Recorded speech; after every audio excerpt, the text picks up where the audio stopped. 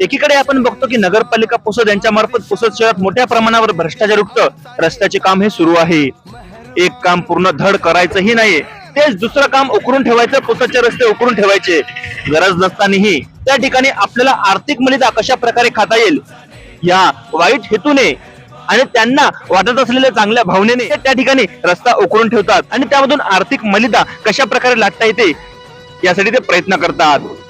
सद्यस्थितीमध्ये आपलं जे पुसद शहर पोलीस स्टेशन आहे याच्या समोरच गरज नसतानाही, रस्ता चांगला असतानाही रस्ता हा पूर्णपणे फोडून टाकण्यात आलेला आहे.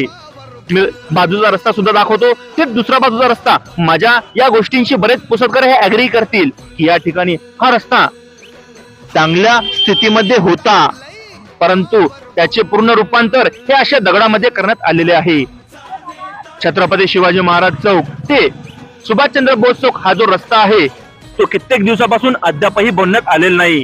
सर्वसामान्य नागरिकांचा त्या ठिकाणी अपघात होऊन त्यांना मोठी इजा झालेली आहे, परंतु त्या ठिकाणी बघणार कोण, त्या विषयाकडे बघणार कोण, या विषयाचा खुलासा आपणच करणार आणि आपले चॅनल नक्की या विषयासाठी तत्पर आहे. बघत राहा द टाइम्स ऑफ पुसद. धन्यवाद.